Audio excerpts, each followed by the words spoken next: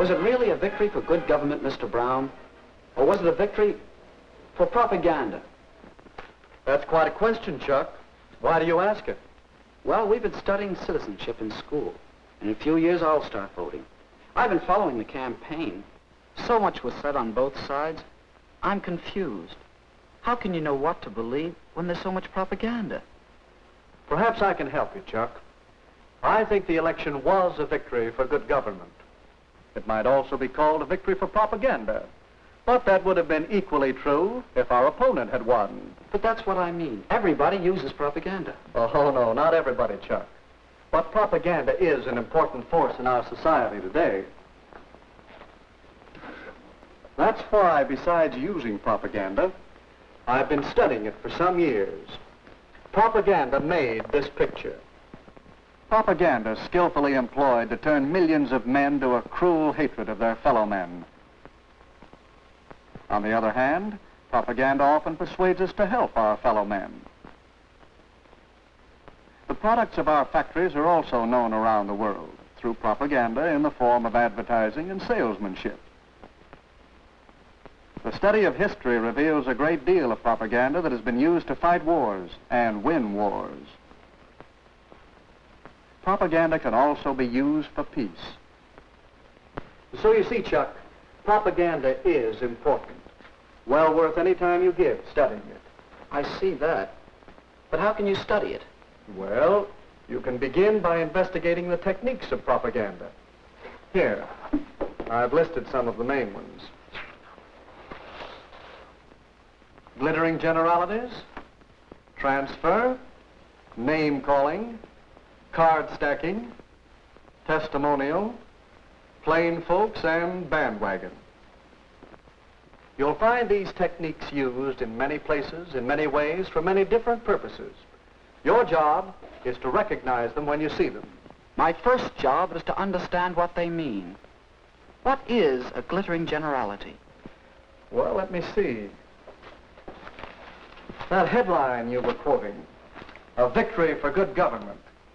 Good government is a phrase we use many times during the campaign. We said the mayor stood for good government and promised good government.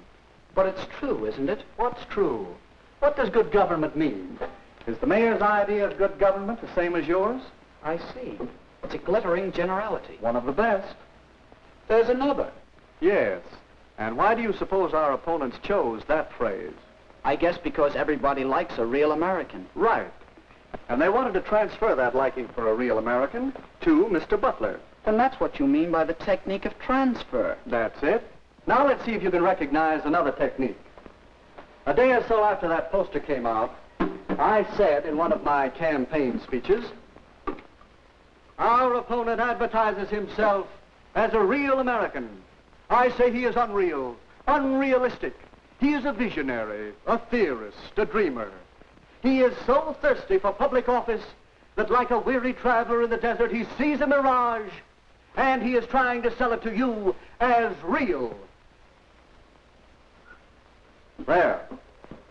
Now, what would you call that? That's name-calling, visionary, theorist, dreamer. That's right. And those are very polite names. But now I want you to listen to something else. For my collection of propaganda materials, I've made a special record of part of one of Mr. Butler's radio speeches. Mayor Cooper asks that he be judged by his performance in office. Very well. Let's ask him who was mayor when the municipal waterworks fell into such a state of disrepair that the whole town was without water for 2 days. Let's ask him.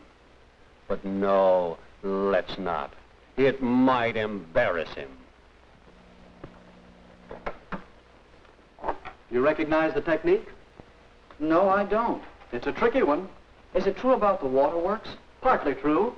That's what we call card stacking.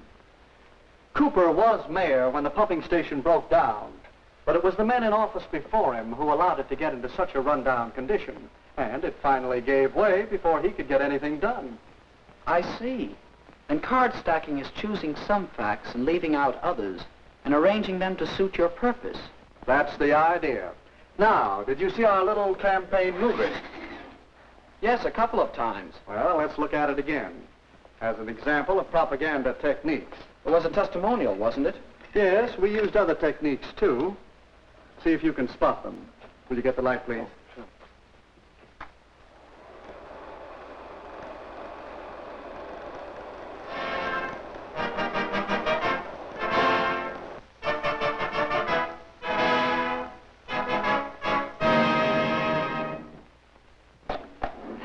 Land sakes, a body hardly has time enough. The house to clean, and the washing to do, and the men folks to feed.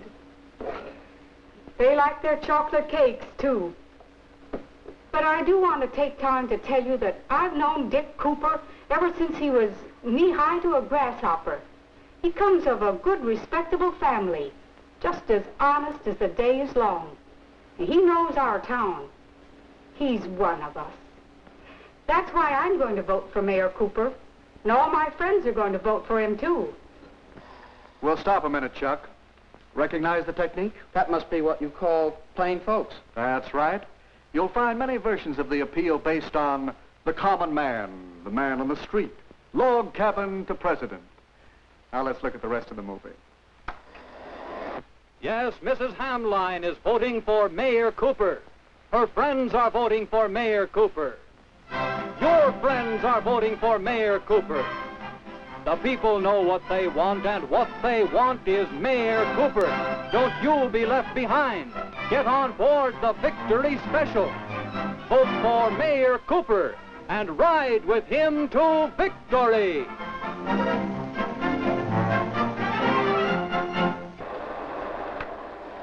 That ending's easy to spot. It's the bandwagon. Yes, the propaganda we've been talking about is easy to detect. But a great deal of propaganda is much more hidden, much harder to detect. That's what's bothering me. Even in a small local election, there's so much propaganda. That poster, a real American. It uses a transferred device. Does that mean it isn't true? Not necessarily. Evaluating propaganda isn't that simple. Recognizing the technique is one step. Another step is to know the purpose. What is the purpose here?